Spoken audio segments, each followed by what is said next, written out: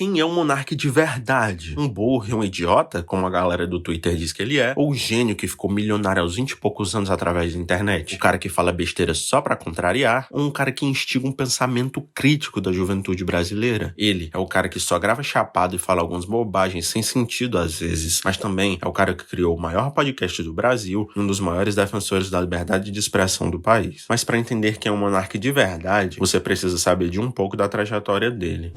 E aí, Monark aqui, bem-vindos a mais um vídeo. Dessa vez, eu queria... O Bruno Ayub, mais conhecido como Monark, começou no YouTube há mais de uma década, com um canal de Minecraft lá em 2010. No comecinho, ele conseguiu uns 5 mil inscritos, que era muita coisa pra época, mas em 2013, o jogo virou de verdade. O canal do Monark bateu mais de 1 milhão de inscritos e se tornou o segundo maior canal do Brasil em termos de visualizações mensais, perdendo apenas pra Galinha Pintadinha. É mole. A genialidade dele foi entender que a internet não era apenas uma febre passageira, mas uma revolução que veio para mudar a forma com que as pessoas se comunicavam e desafiar o monopólio da grande mídia. Outra jogada de mestre foi ter a iniciativa de criar conteúdo para uma grande massa de pessoas que buscavam por um entretenimento diferente do formato engessado da TV e apostar suas fichas no YouTube. O Monark também é um mestre em entender o público, em saber o que dá view e, acima de tudo, em se reinventar e permanecer no topo por vários anos, sempre mantendo o público engajado. Se você estimular um pouco a sua memória, vai lembrar de vários youtubers que estavam no auge em 2013 e que hoje são irrelevantes, como o PC Siqueira, por exemplo. A fama passa rápido se você não se reinventar como artista ou criador de conteúdo. E isso meio que aconteceu com o Monark também por um tempo. A carreira dele estava no auge, só que além de ter ficado mais velho e não achar mais interessante passar horas jogando um joguinho colorido, o YouTube resolveu separar os vídeos de games do resto da plataforma, ao criar o YouTube Gaming, que na época reduziu o alcance e, consequentemente, a monetização dos canais de games. Por causa disso, ele decidiu se aposentar antes dos 30 anos, coisa que a maioria dos brasileiros apenas sonha em fazer. Nesse ponto, ele já tinha mais de R$1 milhão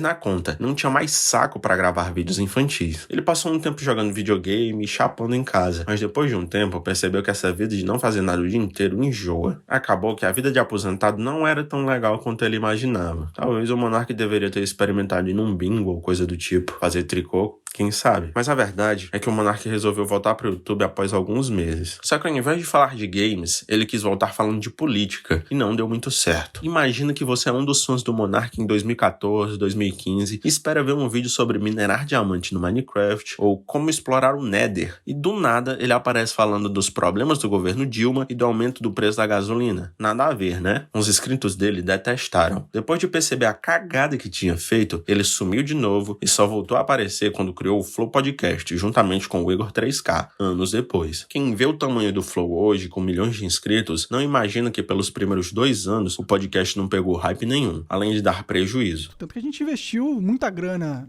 sem dar dinheiro, 2 anos investindo sem dar dinheiro, e a gente acreditou, né, nisso, mesmo com 2 anos tendo prejuízo de, sei lá, R$30 mil por mês, tá? Caralho. Então... Tanto que os caras estavam tirando dinheiro do próprio bolso pra fazer o Flow acontecer. Inclusive, que manteve o podcast no ar foi um contrato que o Igor conseguiu com o Facebook Gaming, que na época estava pagando uma boa grana pra poder competir com a Twitch, na disputa de melhor plataforma de streaming. Só a partir do 3º ano de podcast que eles viram um crescimento monstruoso e realmente conseguiram transformar aquilo num negócio lucrativo. Mas como eles tiveram a ideia de criar um podcast desse jeito, eles simplesmente copiaram o melhor do mundo, o Joe Rogan. O Monark já acompanhava o podcast do americano, mostrou pro Igor, eles bateram o martelo e decidiram: é isso, não tem nada parecido com isso no Brasil. O programa se propõe a ser uma conversa e não uma entrevista, já que o público valoriza a autenticidade acima de tudo. Além disso, você tem bastante tempo para falar, já que o podcast sempre dura mais de 1 hora, e o Igor e o Monark sempre fizeram questão de que os convidados se sentissem confortáveis e bem acolhidos. O Monark e o Igor, mais do que revolucionaram a criação de podcasts no Brasil, eles construíram um cenário do zero. Ah, mas o Jovem Nerd veio primeiro. Veio,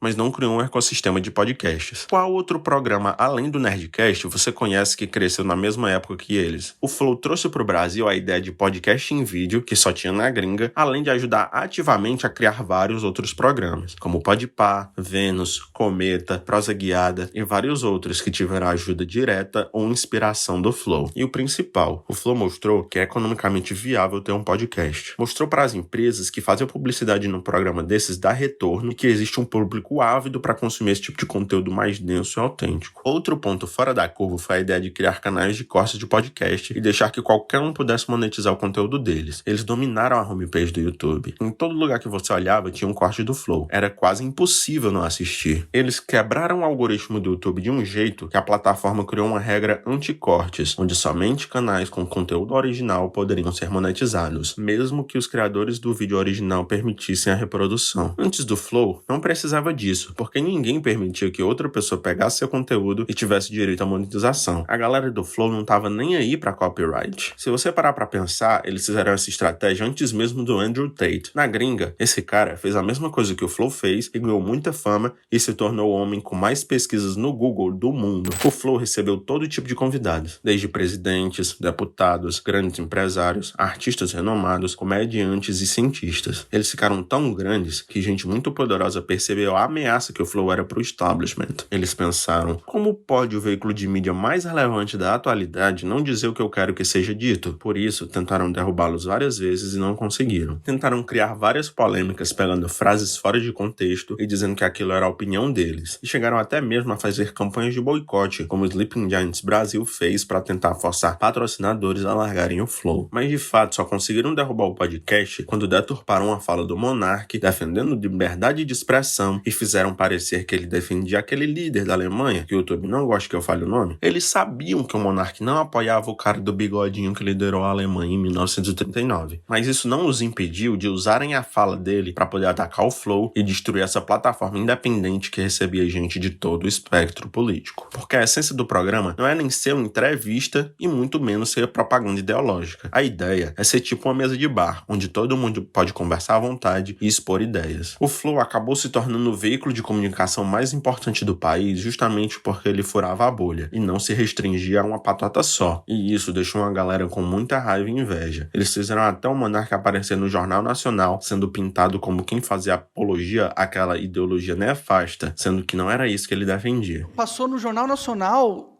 do Brasil e de Israel. Passou na Espanha. Saiu no New York Times. Foi um cancelamento mundial, entendeu? Pessoas que no mundo inteiro, que nunca tinham ouvido falar de mim, souberam de mim pela primeira vez e pintado numa lente, né, totalmente mentirosa e horrível, né? Tanto que o Monark resolveu sair do Flow para que toda aquela perseguição não fosse usada para destruir a empresa que ele soou tanto para construir. Mas no fim das contas, sair do Flow acabou sendo uma bênção para o Monark. Ele já não estava com o mesmo tesão de antes para fazer o programa e vivia entorpecido 24 horas por dia. Esse baque serviu para ele repensar a forma como estava vivendo, dar uma diminuída na verdinha e fazer o que ele mais gosta, falar livremente através do seu novo podcast, o Monark Talks. Agora ele não tem mais a pressão de certos patrocinadores e nem tem que manter uma estrutura empresarial imensa com dezenas de funcionários, como no Flow. O Monark é um maximalista da liberdade de expressão. Ficar dando disclaimer a cada frase não é a praia dele. E mesmo tendo seu canal no YouTube desmonetizado supostamente devido a uma ordem judicial, ele ainda conseguiu muita visibilidade no seu novo podcast, batendo milhares de views tanto no Rumble como nos cortes para os canais do YouTube. E nesse novo podcast, ele fala de assuntos espinhosos sem medo, mesmo aqueles que podem fazer com que ele seja cancelado. E foi por não abrir mão de seus valores, como liberdade de expressão e falar o que pensa, que ele atraiu a ira do homem mais poderoso do Brasil, aquele juiz careca que não pode ser nomeado. Porque vai que ele derruba esse vídeo em nome da democracia, não é mesmo? O Monark usou o Twitter para fazer diversas perguntas contundentes sobre o processo eleitoral brasileiro e as instituições democráticas do país. Ele estava testando os limites da liberdade de expressão no Brasil, e não demorou muito para ele encontrar. O juiz careca mandou bloquear todas as redes sociais dele. É verdade que o Monark falou de temas espinhosos no Twitter, mas não foi nada que ele não pudesse discutir se estivesse num país de primeiro mundo. Mas acontece que ele mora no Brasil, não é mesmo? Ele não só foi bloqueado, como continua bloqueado até hoje. Atualmente, ele continua com episódios semanais do podcast dele no Rumble, a única rede que peitou a decisão judicial. Nós podemos discutir se o Monark é inteligente ou não, se as ideias dele fazem sentido ou não, mas é inegável que ele conseguiu construir grandes coisas, e suas obras o tornaram um dos comunicadores mais importantes da sua geração. Sem falar da admirável coragem que ele tem de peitar tudo e todos e não abrir mão de seus valores, e da resiliência para se levantar após todas as rasteiras que sofreu.